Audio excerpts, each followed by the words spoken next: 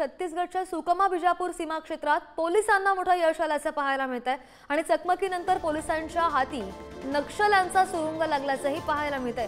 या दृश्यांमध्ये आपण पाहतोय सुरुंगामध्ये लपवलेले शस्त्र आणि विस्फोटक बनवण्याचं साहित्य सगळं होतं आणि शस्त्र बनवण्याच्या साहित्यासह मोठा शस्त्रसाठा सुद्धा जप्त करण्यात आलेला आहे। अधिकची माहिती घेऊन आमचे प्रतिनिधी आशिष आमच्या सोबत आहेत।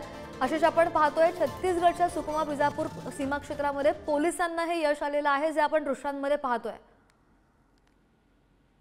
नक्कीच श्रद्धा, काल जे आहे पोलीस आणि नक्षल्यांमध्ये खूप मोठी चकमक झालेली होती। त्यामध्ये 12 नक्षल्यांना कंठस्थान घालण्यामध्ये पोलिसांना एक यश आलेले होते आणि त्याच शोध मोहिमेदरम्यान आज जे आहे ते सुकमा आणि बिजापूर सीमा क्षेत्रावर असलेल्या तुमरेल आणि तलपेरू या नदीच्या जवळ जे आहे डीआरजी टीम जी आहे सुकमाच्या त्यांच्या जवानांनी एक खूप मोठं डंप साहित्य हस्तगत केलेलं आहे आणि मुख्य म्हणजे या शोध मोहिमेदरम्यान जे आहे ते पोलिसांना एक खूप मोठा सुरुंग आढळून आलेला आहे।